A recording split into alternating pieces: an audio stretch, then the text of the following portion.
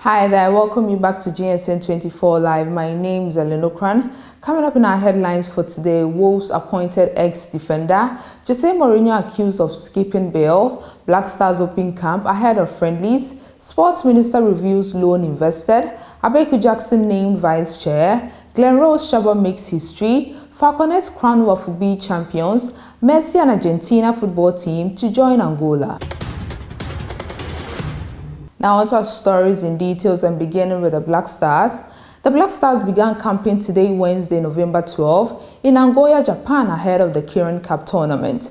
Coach Ado has invited 22 players who are expected to report to Japan as preparations begin for the international break. The Blackstars will be without key players Jordan Ayew, Thomas Partey, Mohamed Kudus, Alexander Juku, Ernest Nyama, and Abdul Fattah Shahaku. However, Ado has included 3 new debutants, including Montreal CF and former Germany youth striker Prince Osei Owusu to his team. The players will train again on Thursday before Friday's game against the Blue Samurais of Japan. The West African heavyweights will then travel to Seoul on Saturday for their second match of the window against South Korea.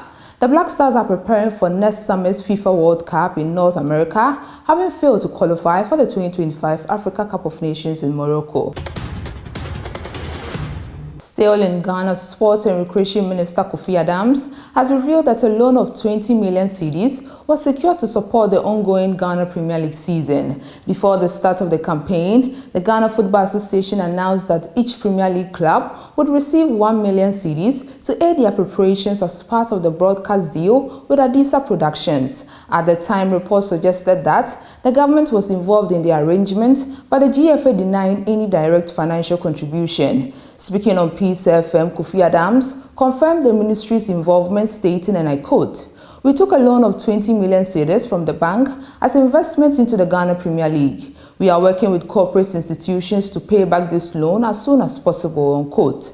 His comments appear to confirm the government's financial role in supporting the domestic league this season, aimed at enhancing its competitiveness and visibility.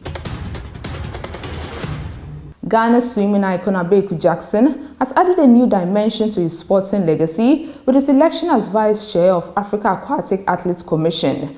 Announced during a recent bureau meeting, his appointment makes him the first Ghanaian swimmer to assume such a leadership position within the continental body. Jackson's journey to this role is built on perseverance, performance, and advocacy. Already a multiple medalist at regional competitions, including a standout showing at the 2025 Africa Aquatic Zone 2 Championships hosted in Accra, where he won 4 gold medals from 5 contests. He brings both credibility and experience to his governor platform. In sum, Abeiku Jackson's election as vice chair is more than a title. It is a recognition of his athletic achievement, a step up in his leadership trajectory, and a positive signal for Ghanaians and African aquatics alike.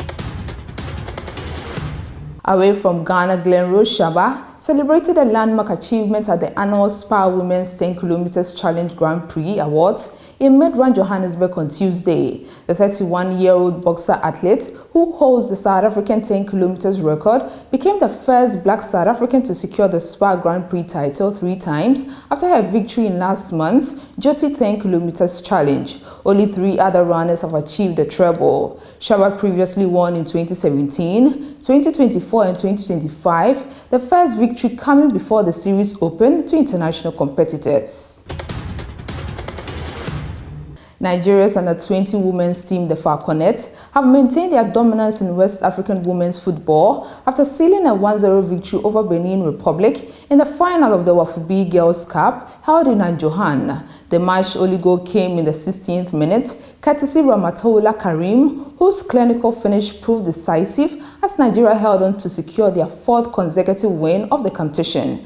The Falconet had earlier defeated both Ghana and Benin Republic in the group stages before repeating the feat in the final to lift the title with a perfect record of 4 wins in 4 matches.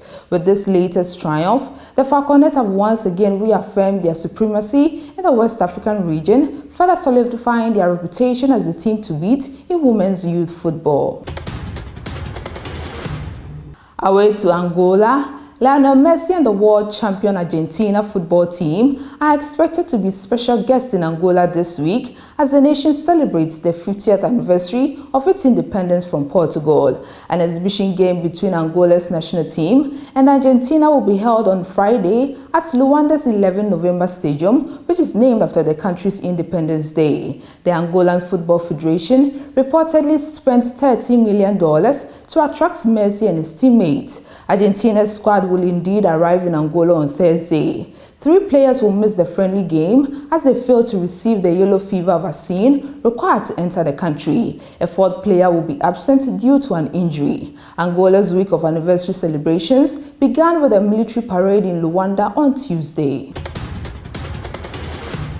On the international front, Wolves have appointed Rob Edwards as their new manager on a 3.5 contract following the sacking of Victor Pereira. Edwards has left Championship side Middlesbrough, who he joined as head coach in June, to take over at the Melanui. Wolves dismissed Pereira on 2nd of November, and after initially having an approach to speak to Edwards rejected by Borough, they were granted permission to speak to the 42-year-old last week as the 2 clubs agreed a compensation deal. Edwards, who previously managed Luton Town in the Premier League, played 111 times for Wolves between 2004 and 2008. Edwards leaves Middlesbrough second in the Championship table, 5 points behind leaders Coventry City. Wolves, meanwhile, have picked up just 2 points from their opening 11 league games.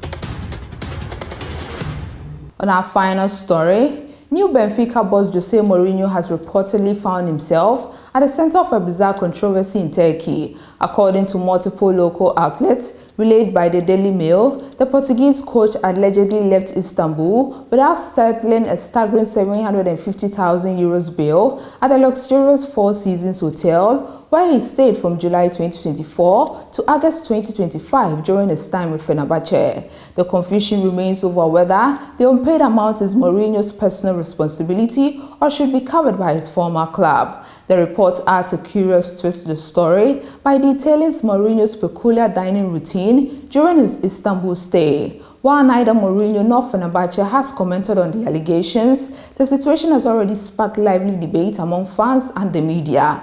Known for his charisma and controversies, the 62-year-old Portuguese tactician once again finds himself in the headlines, this time not for his tactics, but for an expensive mystery off the pitch. This is all I have for you for now. Do like and subscribe.